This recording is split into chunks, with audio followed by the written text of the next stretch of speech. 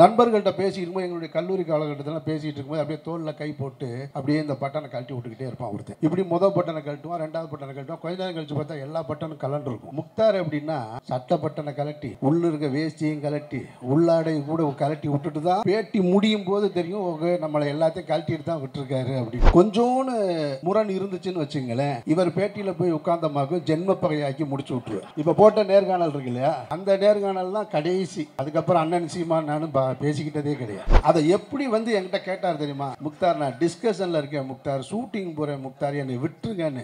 என்ன சார் நீங்க போய் அப்படின்ட்டு அவர் என்ன சொல்றாரு, சார் சார் வாங்க சார், நான் வர்றேன் சார். எங்க சார் இங்கன்னு, நான் ஜிஆர்டி ரெசிடென்சி ஹோட்டல்ல தங்கி இருக்கேன். ரெசிடென்சி ஹோட்டலுக்கு வர்றாரு. இனி தமிழ்நாட்டில் இனி எதிர்காலத்தில் 2 அரசியல் தான் இருக்கும். ஒன்னு பாசிச அரசியல், இன்னொன்னு சமூக நீதி அரசியல் தான். ஏன்னா நம்ம நினைச்சுக்கிட்டு இருப்போம் பாரதிய ஜனதா கட்சி மட்டும்தான், இந்து அமைப்புகள் மட்டும்தான் நினைச்சிட்டு இருப்போம். அப்படி இருக்காது. அது திராவிடம்னு பேர் வச்ச கட்சியும் கூட இருக்கும், தமிழர்னு பேர் வச்ச கட்சியும் கூட இருக்கும், தமிழகம்னு பேர் வச்சிருக்கிற கட்சியும் கூட இருக்கும். ஆனால் இதை கண்டுபிடிக்கவே முடியாது. பிரபலமான முக்தாரை போல, முக்தாரை விட பல மடங்கு பிரபலமான ஒருத்தர் வந்து நிறைய தொலைக்காட்சியில் இருந்துட்டு, தனியார் தொலைக்காட்சியில் இருந்துட்டு ஒரு யூடியூபுக்கு வரும்போது ஒரு குடுமி வச்ச ஒரு உருவத்தை தான் அந்த சிம்பலா வைக்கிறார். அப்படின்னா அவர் என்ன அரசியல் சொல்றாருன்னு உங்களுக்கு புரிஞ்சிருக்கும். முக்தார் அந்த இடத்துல வரும் பொழுது ஒரு பேர் வைக்கிறார், மை இந்தியான்னு சொல்றாரு. அந்த மை இந்தியான்றது அதான் அரசியல். இஸ்லாமியர்கள் இந்த மண்ணுக்கு சொந்தம் இல்லை அப்படின்னு சொல்லிக்கிட்டு இருக்கும் பொழுது, டே இது என்னோட இந்தியான்னு அவங்களுக்கு சொல்றாரு. முக்தார் அவர்களை வந்து எனக்கு ரொம்ப முன்னாடி இருந்தே தெரியும். அவர் மூன் டிவியில் இருக்கும்போதுலேருந்து என்னை நேர்காணல் எடுத்திருக்காரு. அப்போ வந்து இப்போ பார்க்குற முக்தார் இல்லை, ஒரு சாஃப்ட் டோனில் இருந்தார். அந்த பாஷா படத்தில் வர்ற ஆட்டோ ஓட்டுற ரஜினிகாந்த் போல் இந்த டோன் இல்லை. ஆமாம், மாணிக்கமாக இருந்தார் அவர். அதற்கு பின்னால் மாலை முரசில் ஒரு முறை வந்து என்னை நேர்காணல் செஞ்சுருக்காரு. அதுக்கப்புறம் சத்தியம் தொலைக்காட்சியில் நேர்காணல் செஞ்சுருக்காரு. கொஞ்சம் கொஞ்சமாக அவர் படிப்படியாக ஏறி போகிறாரு. நான் அவருடைய நேர்காணல்கள் எல்லாமே நான் கவனிச்சுக்கிட்டே வருவேன். காரணம் என்னென்னா, ஊடகங்கள் வந்து இந்த சமூகத்திற்கு எதிரி, மார்க்கத்துக்கு எதிரி என்று சொல்லப்பட்டிருக்கக்கூடிய ஒரு சமூகத்தில் இருந்து ஒரு நெறியாளர் வந்திருக்கிறார் என்றால் அதில் முதல் முறையாக முக்தாராகத்தான் இருக்கும். இதற்கு முன்னாடி சாவுல் ஹமீது என்று ஒரு சகோதரர் இருந்தார். அவருக்கு சன் டிவி சாவுல் ஹமீதுன்னே பெயர். அவர் இந்த வார உலகம், சென்ற வார உலகம் எல்லாம் சொல்லிகிட்டு இருப்பார். அதற்கு பின்னால் அந்த அடையாளங்களே ஊடகங்களில் கிடையாது. அதற்கு பின்னால் ஒரு ஆலமரம் போல் ஒரு அடையாளத்தை ஏற்படுத்தியவர் முக்தார் அவர்கள் தான். அதனால் அவருடைய நேர்காணலாம் கவனிச்சிட்டே இருப்பேன் நான்.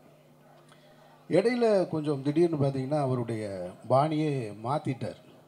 அது எப்படி இருந்தது அந்த பாணியை மாற்றியது அப்படின்னு கேட்டிங்கன்னா, திரைப்படங்களை நிறையா பார்க்குறவங்களுக்கு தெரியும், அண்ணனுக்கு தெரியும். ராமநாராயணன் ஒரு இயக்குனர் இருந்தார்.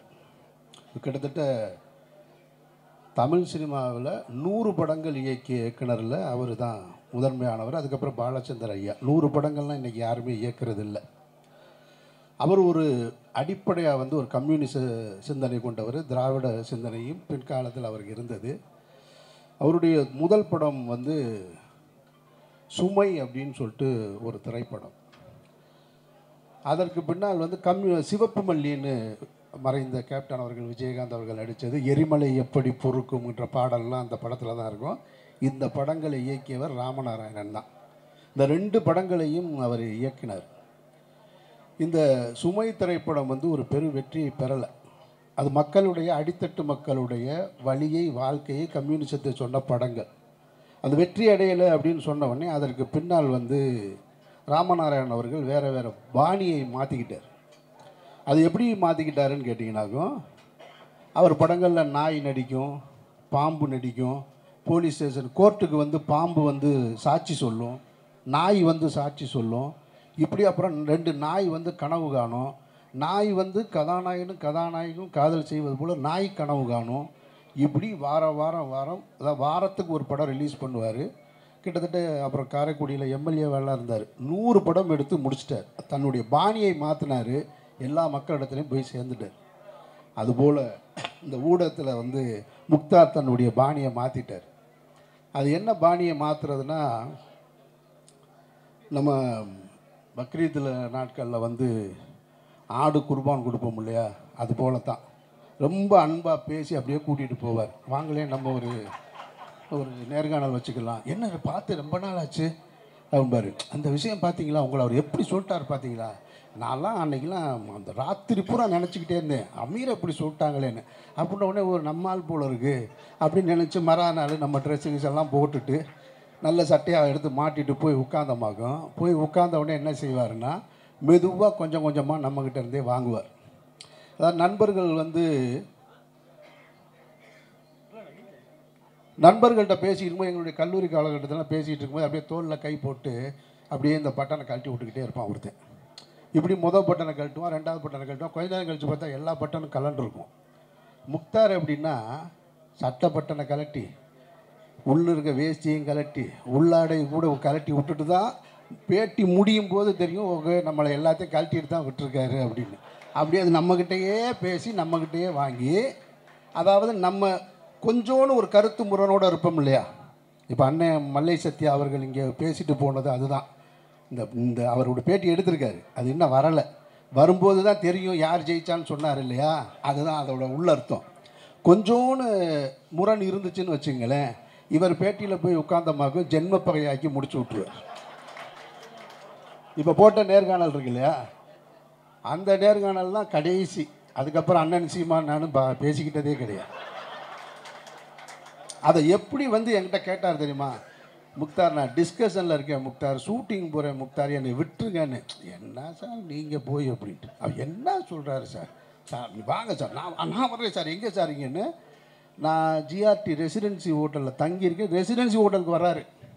அங்கே டி நகரில் அங்கே உட்காந்து செட்டப்பெல்லாம் ரெடி பண்ணிவிட்டு, அவருக்கு வேறு போலீஸ் பாதுகாப்பு துப்பாக்கி போலீஸ் வேறு இருக்குது, அதோடு உட்காந்து எடுத்தார், முடிச்சு விட்டார்.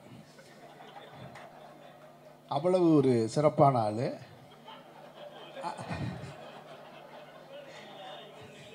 ஆனால் இது தேவையான்னு கேட்டிங்கன்னா தேவைதான்.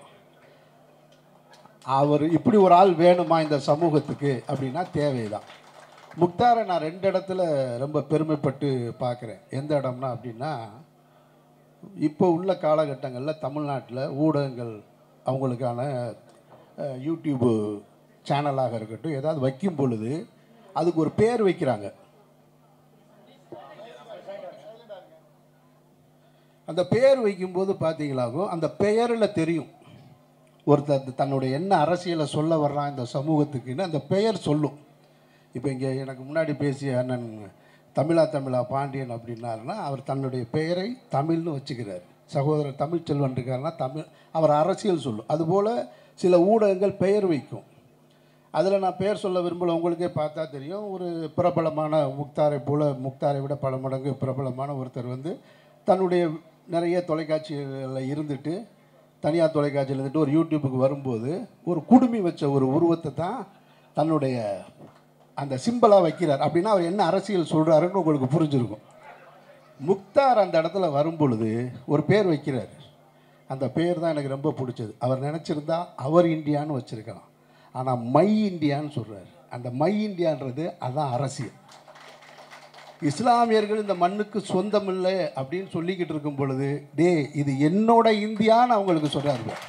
இந்தியா என்னோடது, நம்ம இந்தியான்னு கூட சொல்லலை, இது என்னோட இந்தியா, நீ வந்தவன் அப்படின்னு சொல்லி சுட்டி காட்டுறது இருக்கு இல்லையா, அந்த பெயரில் தொடங்குச்சு முக்தாருடைய அரசியல். எனக்கு ரொம்ப பிடிச்சிருந்தது. அதற்கு பின்னால் இன்றைக்கி நிறைய எல்லோரையும் அழைச்சி இந்த இடத்துக்கு கொண்டு சேர்த்துருக்குதுன்னா அது முக்தாருக்கு தான் அந்த பெருமை சேரும். ரொம்ப முக்கியமானது. அப்புறம் இந்த அரங்கத்தில் நிறைந்திருக்கிற முகங்களை பார்க்கும் பொழுது இது எந்த முகங்கள் அப்படின்னு சொன்னால், இங்கே உட்கார்ந்துருக்கவங்களுக்கெல்லாம் ஒரு அரசியல் இருக்குது. அது எந்த அரசியல் என்பது இந்த அரங்கம் சொல்லுது. இது எந்த அரசியலை அவர் முன்னெடுத்துட்டு போகிறார் அப்படின்னு சொல்லிட்டு. எனக்கு தெரிந்து நான் இன்னும் 2 நிமிஷத்தில் முடிச்சிடறேன். ஏன்னா அண்ணன் திருமாவளவருடைய பேச்சை கேட்க நான் ஆர்வமாக இருக்கேன். சுதந்திர இந்தியாவுக்கு பின்னாடி காங்கிரஸ் ஆட்சியை விரட்டியது திராவிட ஆட்சி. அப்போ திராவிட இயக்கங்கள் ஆட்சிக்கு வந்தது பின்னாடி அதற்குள்ள பிளவு ஏற்பட்டு 2 திராவிட கட்சிகள் உருவானது. அந்த 2 திராவிட கட்சிகளும் ஒன்றை ஒன்று கிட்டத்தட்ட ஒரு 50 ஆண்டு காலம் எதிரெதிர் அரசியலாக நின்று, இவங்களுக்கு ஓட்டு போடுறதா அவங்களுக்கு ஓட்டு போடுறதா, யார் நல்லவர் யார் கெட்டவர், யார் தீய சக்தி யார் நல்லவர்னு இந்த அரசியலுக்குள்ளேயே இருந்தது. ஆனால் அதற்கு பின்னால் இன்றைய காலகட்டத்தில் என் அறிவுக்கு தெரிஞ்சு அண்ணன் திருமாவர்களுக்கு நிச்சயமாக விளக்கம் சொல்லுவாங்கன்னு நான் நம்புகிறேன். என் அறிவுக்கு தெரிஞ்சு இனி தமிழ்நாட்டில் இனி எதிர்காலத்தில் 2 அரசியல் தான் இருக்கும். ஒன்று பாசிச அரசியல், இன்னொன்று சமூக நீதி அரசியல் தான். இந்த திராவிட கட்சிகள் அப்படின்னு சொல்கிற சரிம்மா சரிம்மா சரிம்மா சரிம்மா சரிம்மா பொறுமையாக இருங்க. வாங்க, நீங்கள் கூட அப்படி உட்காருங்களேன். வாங்கம்மா, வாங்க, நீங்கள் உட்காருங்க. இல்லை, ஒரு ஆண்களுக்கு நடுவில் ஏன் சிரமப்பட்டு நிற்கிறீங்க? வாங்க. சரிம்மா வாங்க. சரி, பொறுமையாக இருங்க. அவங்களுக்கு ஒரு இருக்கை கொடுங்களேன். அப்போது இனி 2 அரசியல் தான்.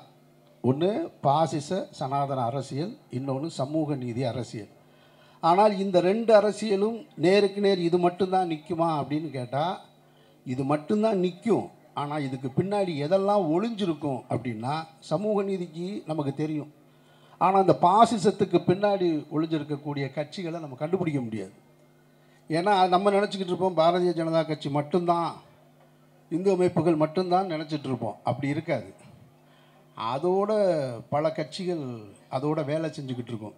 அது திராவிடம்னு பேர் வச்ச கட்சியும் கூட இருக்கும், தமிழர்னு பேர் வச்ச கட்சியும் கூட இருக்கும், தமிழகம்னு பேர் வச்சிருக்கிற கட்சியும் கூட இருக்கும். ஆனால் இதை கண்டுபிடிக்கவே முடியாது. இந்த 2 அரசியல் தான். ஒன்று பாசிச அரசியல், இன்னொன்று சமூக நீதி அரசியல். அந்த 2 அரசியலில் எந்த நிலைப்பாட்டை எடுக்க வேண்டும் என்பதை இந்த மேடை எனக்கு தெரிந்து சமூக நீதி அரசியலை எடுத்துக்கொண்டிருப்பதாக நான் நம்புகிறேன். அந்த அரசியலை அதனால தான் இங்கே ஐயா சம்சுதீன் காசிமி உட்கார்ந்துருக்காங்க. இன்னும் பல்வேறு தமிழா பாண்டியன் உட்கார்ந்துருக்காரு. ஐயா நான் மதிக்கக்கூடிய காந்தராஜ் ஐயா இருக்காங்க. எல்லோருமே வேறு வேறு தளத்தில் இருந்தாலும், வேறு வேறு கருத்துக்களை கொண்டாலும், சமூக நீதியின் பக்கம் நிற்பது அவசியம்ன்ற ஒரு ஒற்றை கருத்தில் இந்த புள்ளியில் என்ன இணைஞ்சிருக்கிறத நான் பார்க்குறேன். அதற்கு தலைமையேற்றிருக்கக்கூடிய அண்ணன் தொல் திருமாவளவன் அவர்களை நான் நன்றி கூறி, இந்த விழாவை சிறப்பாக நடத்தியிருக்கீங்க முக்தார். 1000 விமர்சனங்களும் இருந்தாலும் உங்களுடைய பாணி தொடரட்டும். இதே பாணியிலே வச்சுருங்க. வரலவனை எந்த ட்ரெஸ்ஸையும் விட்டுறாதீங்க, கழட்டிட்டு விட்டுருங்க. அதனால் உங்களுக்கு என்னுடைய வாழ்த்துக்கள்.